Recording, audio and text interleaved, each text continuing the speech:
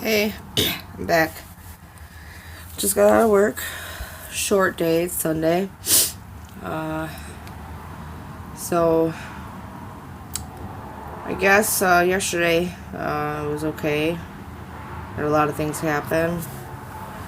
But still, I'm done with that house unless I want to go back and grab my little things.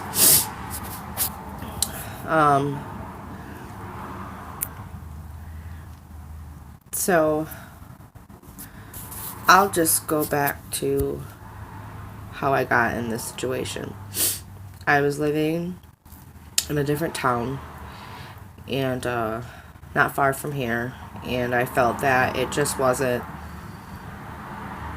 where me and my kids needed to be. The environment was not, it wasn't what I would want my children around constantly and worrying about other things. I have 3 girls and 2 boys, 1 bonus son. And so I graduated from the town that I'm in right now. So I said, I'll just move back. Someone that I thought was reliable and trustworthy, who had been friends with for over 12 years. And she contacted me and we talked, and she told me that, she does stuff for her dad, and she is the property manager, and he has a home, and this is how much it is, and either he's going to sell it, or if he can't find anybody to rent it. So started hanging out with her again and seeing little different things, and me trying to be the not judge or assume things about people. I didn't realize that there were other things happening. So I started helping her at the place she was moving into. And then I did some stuff like put a floor in, painted. And then the house she was moving out of, she didn't take anything. She took the stuff that she wanted, but it's pretty much a pack rat. She was a pack rat and liked stuff, possessions, felt important if you had all these things. So I ended up starting to clean that house. The neighbor upstairs says to me, "Oh, you guys moving in? Is she moving out?" I said, "Yeah, we're going to be moving in soon." He tells me, "I think you should talk to her dad. I don't know if he knows about any of this." So I ended up calling her dad. Her dad comes over, and he tells me he had no clue about any of this. And by that time, I had given his daughter first month's rent and a deposit, which she said I never gave to her. I showed him the receipts, and he showed her, and she said, something else, and he comes back to me and he says, she says you never gave her anything but $200.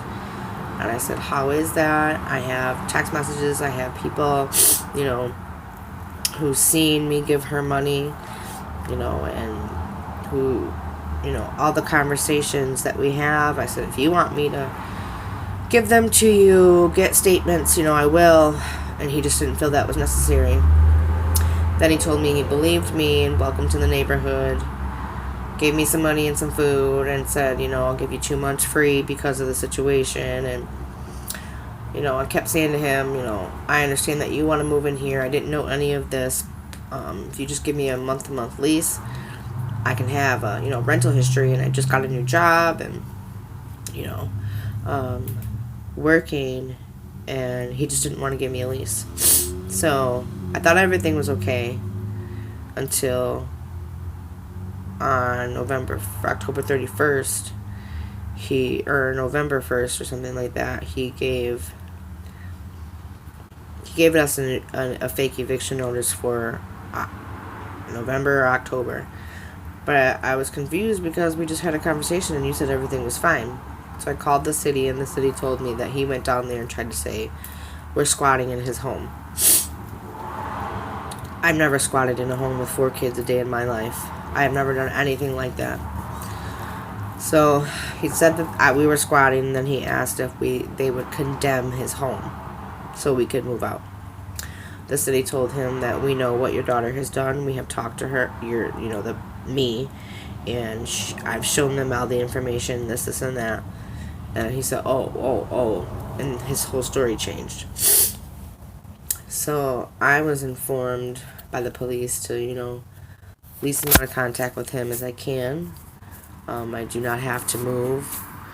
He has to go about it through the courts to evict me.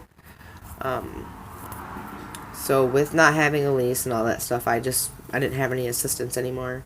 Going to food pantries, and getting everything I can for my kids, and having to spend money that I would spend, on other things and bills and rent on food.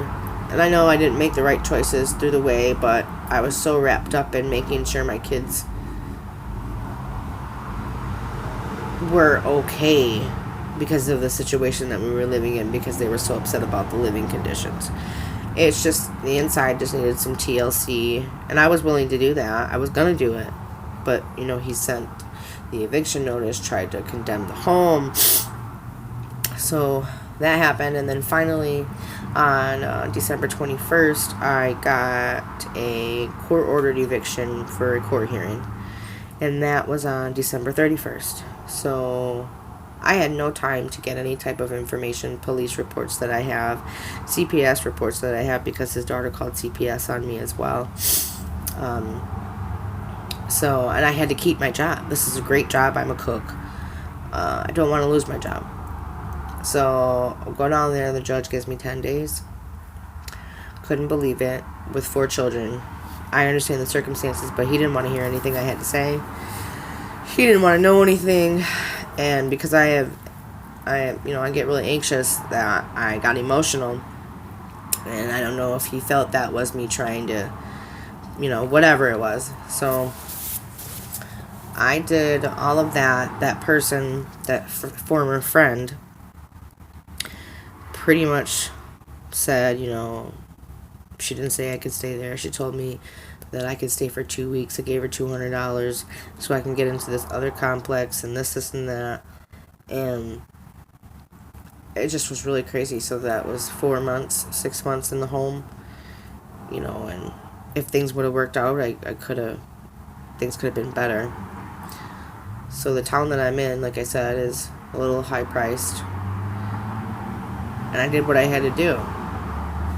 But it was just crazy because I never thought that any of this would happen. I thought I was doing the best thing for my kids. I never thought that I would have to be worried about, in this town that I'm in, someone coming in the door and being there when my girls are alone. I've never thought to worry about police coming over, CPS coming over, because his angry daughter is upset that he can't kick us out the house, and she didn't scare me enough to leave.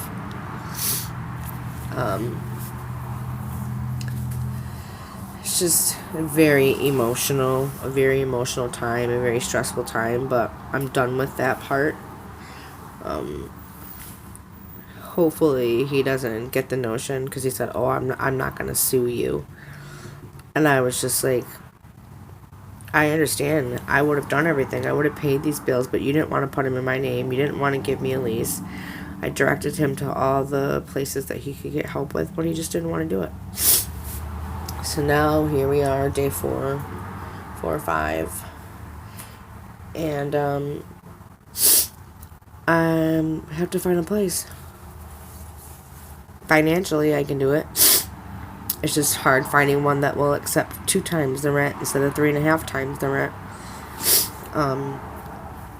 If anybody has any suggestions, if anybody watches this on what I should do better or how I should do better, alright, let me know.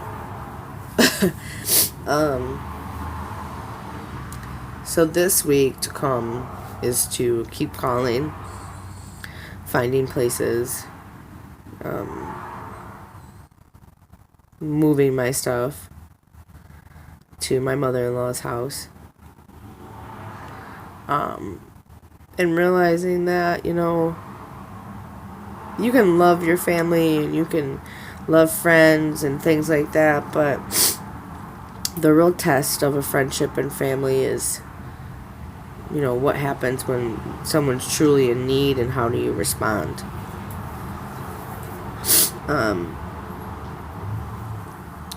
So, yeah. I don't know. Sorry, I'm blanking out. I'm really hoping that this week goes well.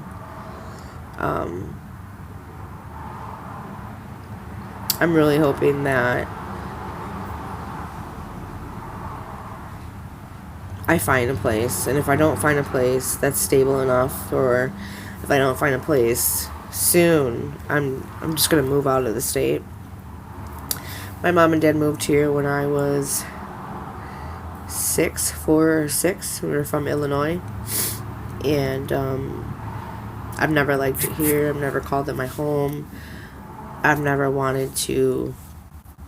It's too slow. Michigan is too slow. There's nothing for anybody to do, depending on what town you're in. There's no real transportation here. There's no besides, like, you know, this thing called the Harbor Transit, and it only runs till 6 o'clock. There's no trains. There's no a lot of activities for kids to do. There's nothing much for people my age to do in this exact town besides go to a bar. And I don't really like going to bars because people are nasty and don't like to wash their hands. And I'm not touching any doorknobs. Plus the fact around here, some people don't comprehend or understand why my hair is blonde or what I look like and where did you come from and is that your real hair color? So I don't really like to deal with all that. I try to be polite, you know, and not really think about it, but not much to do here. So I feel like, why am I going to stay in a place where it's not moving, it's not growing. It's just a little tourist town that stays the same, gets quiet during the wintertime and hectic during the summertime. You know, I want museums closer to my kids, transportation to where we can just get up and go and not have to have a vehicle. Family, a lot more family. You know, being around like-minded people, being around people who are on the same level as you. Not saying everybody isn't, but I was raised in dysfunction, but I didn't know it. And then growing up, realizing the dysfunction and realizing who I am out of this, it's made me realize I can't be here. This is not for me. I'm not for simple town. I want more. I want more for my kids. I want my kids to see more, eat more, experience more things. And it's just not happening here. So if I can't find a decent place to stay and can afford in the next 2 months, I'm leaving. I don't. My mom and dad are gone. I have 2 brothers. We don't really speak very much. I have one aunt that lives here, and she is a crazy lady and likes to be alone, and I can't do anything about that. I have another family member, her daughter. She's great. She stays here, but she don't want to live here forever either. So everybody's gone. There's no unity. There's no nothing. So I don't feel the need for me to be here anymore. Yeah.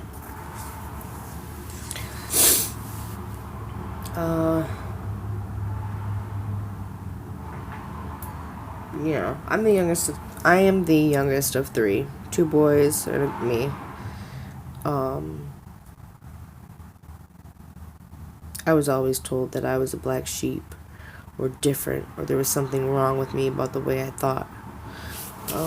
You know, growing up in the church, someone's always telling you got this demon, you got that demon, or that's the spirit of such and such, which is fine, I get it, but I'm a kid. I'm a child. I don't know about generational curses. I don't know about what's going on with, all this stuff. But not knowing my family was dysfunction and all the family secrets and a lot of things that were, not good. Didn't know them until I was older. But it made me realize why I am the way I am now. I have 4 children and 3 baby daddies. I got a 16-year-old, a 13-year-old, a 12-year-old, and a 9-year-old.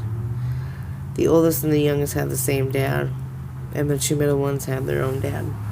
Yeah, that's life. That's where I was at. That's what I was doing. Am I ashamed of it? No. Why? Because I have 4 beautiful children out of that. They saved my life every time. Regardless how I want to put it or what I want to say, if I wouldn't have had my kids, I probably wouldn't have been alive in the situations that I was in at those times. My 2 middle children do not know their dads.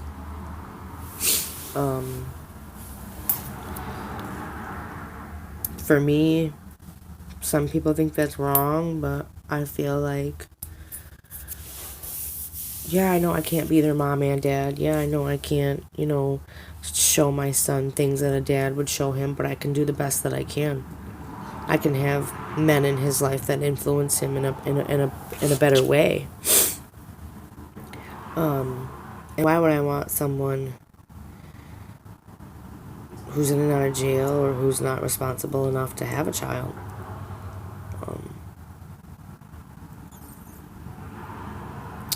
When they get older, they can look for them. I'll help them.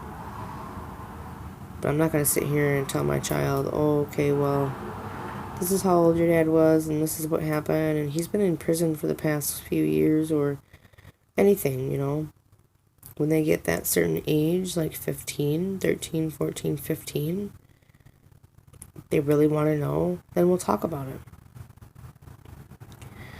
But I don't ever, I always think of, okay, well, friends and siblings, and what if they talk to a sibling? We don't live near any of their siblings, so I ain't worried about that. And my oldest and my youngest,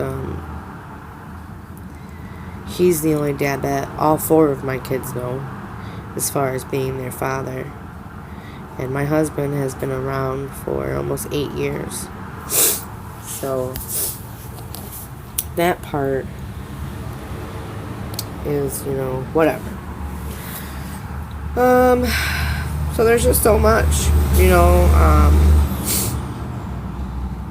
now that I'm out of the house situation, I can calmly go from the beginning or express myself daily or tell you my journey of who I become today. I'm not ashamed of anything that I've done or things. I'm not ashamed of anything I've done, places I've been, or the jobs I've had.